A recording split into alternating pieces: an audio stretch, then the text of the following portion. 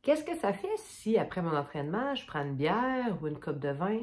Est-ce que ça peut influencer mon appétit?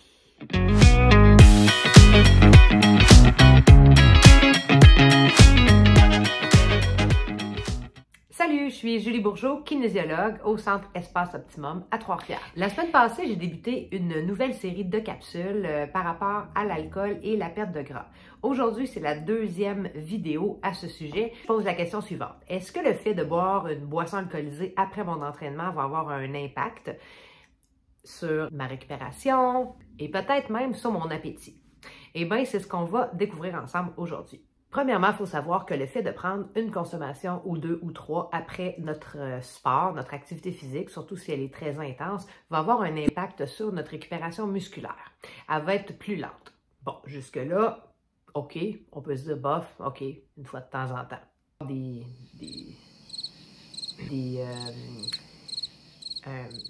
Lors d'un entraînement intense, nos tissus musculaires vont avoir besoin de récupérer par la suite. Deuxième chose, les réserves de glycogène vont être diminuées. Le glycogène, eh bien, c'est les glucides qui sont emmagasinés dans le foie et les muscles. On dit même que de hauts niveaux d'alcool vont réduire ces réserves-là jusqu'à 50%. Donc, 50% de moins de glycogène musculaire et hépatique.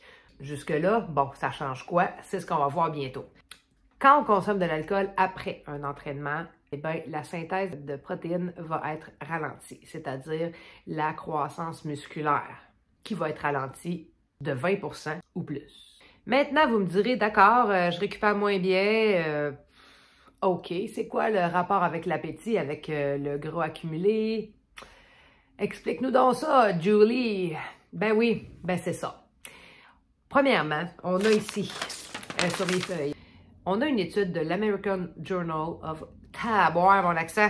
On a une étude de l'American Journal of Clinical Nutrition qui démontre qu'il y a une évidence suggérant que la consommation d'alcool va augmenter l'appétit, bien plus que n'importe quelle autre boisson sucrée. Bon, OK. Comment on pourrait expliquer ça? On pourrait penser que puisque les réserves en glycogène musculaire et hépatique sont réduites, donc les glucides emmagasinés dans le foie et les muscles, si on est à 50% de moins que d'habitude, c'est possible que ce soit une des raisons pour laquelle on a davantage faim. Parce que si ces réserves-là sont réduites, elles sont réduites quand on va faire une activité physique. De toute façon, vont être réduites pour cette raison-là, vont être réduites quand ça fait longtemps qu'on a mangé, le matin.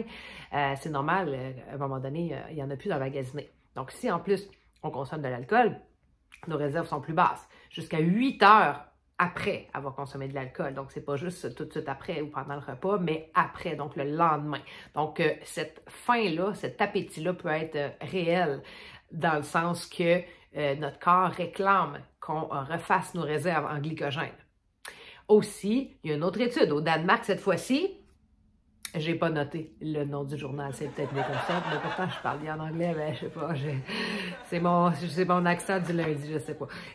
Donc au Danemark, ben, on a aussi conclu que le fait de consommer de l'alcool pendant un repas, surtout du vin, j'ai pas les détails du pourquoi le vin, mais bref, le vin va avoir une incidence sur le nombre de calories totales qui va être consommé versus si quelqu'un va boire autre chose de sucré. Sucré, c'est-à-dire qu'il contient des glucides, mais une boisson qui n'est pas alcoolisée, ben, ça n'aura pas le même impact sur le nombre de calories qui est consommé. Je résume tout ça pour aujourd'hui. Ça veut dire que, premièrement, notre récupération musculaire est ralentie, mais en plus, notre taux de glycogène, le musculaire, et dans le foie est aussi réduit jusqu'à 50%. Le lendemain, on a un peu plus faim. Mais souvent, qu'est-ce que ça fait après une petite soirée, là? Tu sais, on parle pas de quelqu'un qui prend 1 à 2 bières par semaine. Tu sais, je m'en allais où avec ça, là? Oui, c'est ça. Ben, mon corps me dit, allez, nourris-moi. Mes réserves sont basses, let's go. Répétez ça plusieurs fois par semaine, puis c'est ça. Fait qu'il faut en tenir compte. Faut en fait être juste au courant de qu'est-ce qui se passe quand je prends de l'alcool. Pas nécessairement sur le moment même, mais aussi par après. Jusqu'à 8 heures plus tard, on s'en rappelle. La semaine prochaine, là, de quoi je parle? Ah! La semaine prochaine, je parle du sommeil. Qu'est-ce qui arrive quand je bois de l'alcool? Est-ce que ça impacte mon sommeil? Et est-ce que ça va impacter aussi mes hormones? Puis en quoi le sommeil, les hormones vont influencer la perte de gras, ou plutôt le stockage des graisses. C'est quoi le lien avec tout ça? Ben, la semaine prochaine, dans 7 jours, je te dis ça. Si tu as aimé cette vidéo-là, ben tu sais quoi faire. Hein? Tu partages avec un ami, un collègue, un parent, une soeur, un frère. Tu peux t'abonner à ma chaîne YouTube et consulter mon site web. Pourquoi pas avoir quelques informations, espaceoptimum.net. Bye!